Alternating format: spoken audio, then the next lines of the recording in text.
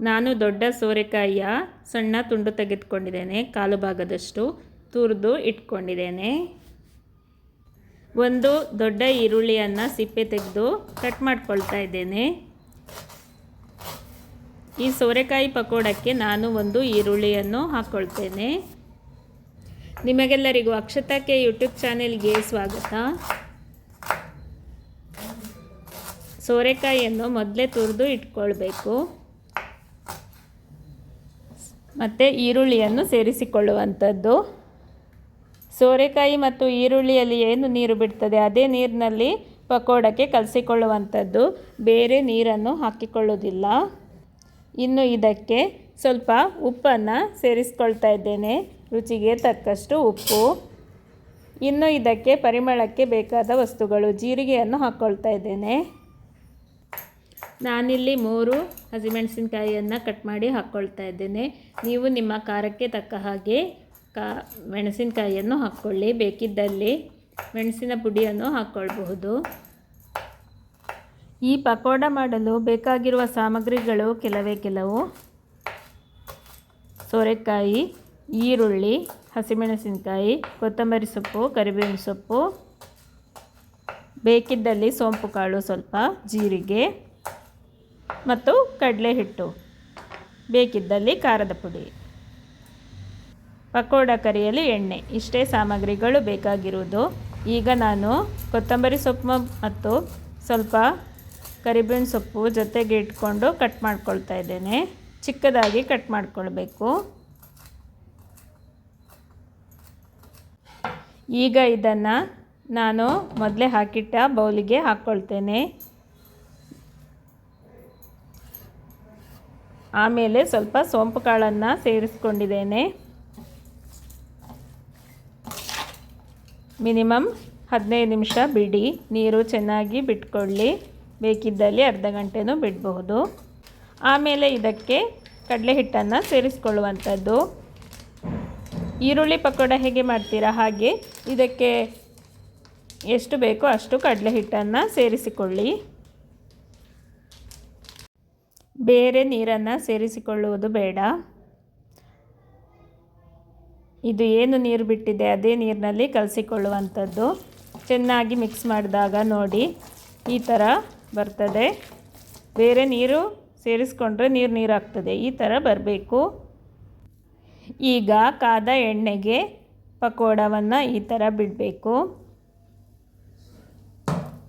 ಎಣ್ಣೆ ಬಿಸಿಯಾಗಿರಬೇಕು. ಈ ಥರ ಸ್ವಲ್ಪ ಸ್ವಲ್ಪವೇ ಹಾಕ್ಕೊಳ್ಳುವಂಥದ್ದು.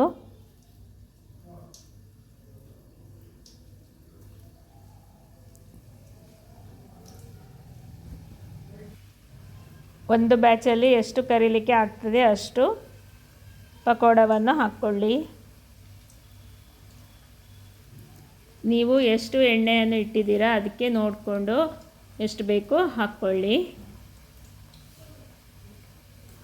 ಇನ್ನು ಇದನ್ನು ಚೆನ್ನಾಗಿ ಫ್ರೈ ಮಾಡಿದರೆ ರುಚಿಯಾದ ಪಕೋಡ ರೆಡಿ ಆಗ್ತದೆ.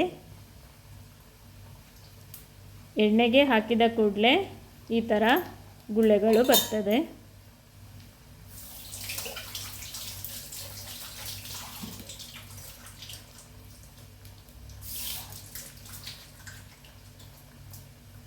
ಇಲ್ಲಿ ಸೋರೆಕಾಯಿಯಲ್ಲಿ ಪಕೋಡ ಮಾಡಿರುವಂಥದ್ದು.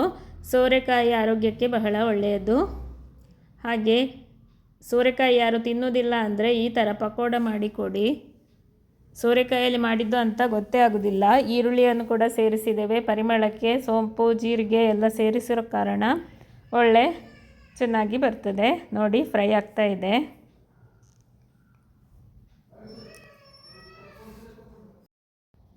ಪಕೋಡ ಫ್ರೈ ಆಗ್ತಾ ಇದೆ. ಒಳ್ಳೆ ಪರಿಮಳ ಬರ್ತಾ ಇದೆ.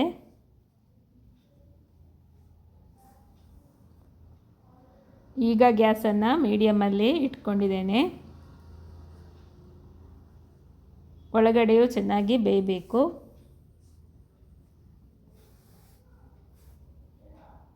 ಈಗ ಆಲ್ಮೋಸ್ಟ್ ಆಗ್ತಾ ಬಂದಿದೆ. ಇನ್ನು ಇದನ್ನು ಎಣ್ಣೆಯಿಂದ ತೆಗೆದುಕೊಳ್ಬೇಕು. ನೀವು ತಪ್ಪದೆ ಈ ರೆಸಿಪಿಯನ್ನು ಮಾಡಿ ನೋಡಿ. ವಿಡಿಯೋವನ್ನು ಆದಷ್ಟು ಪೂರ್ತಿಯಾಗಿ ನೋಡಿ, ಸ್ಕಿಪ್ ಮಾಡಬೇಡಿ.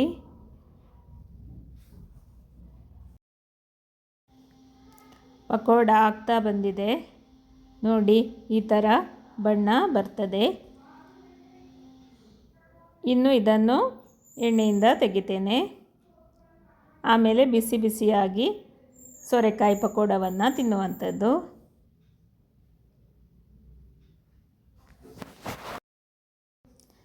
ಒಳ್ಳೆ ಚಳಿ ವೆದರ್ ಇದ್ದಾಗ ಈ ಥರ ಸೋರೆಕಾಯಿ ಪಕೋಡ ಮಾಡಿಕೊಂಡ್ರೆ ಸಂಜೆಯ ಸ್ನ್ಯಾಕ್ಗೆ ಬಹಳ ರುಚಿಯಾಗಿರ್ತದೆ.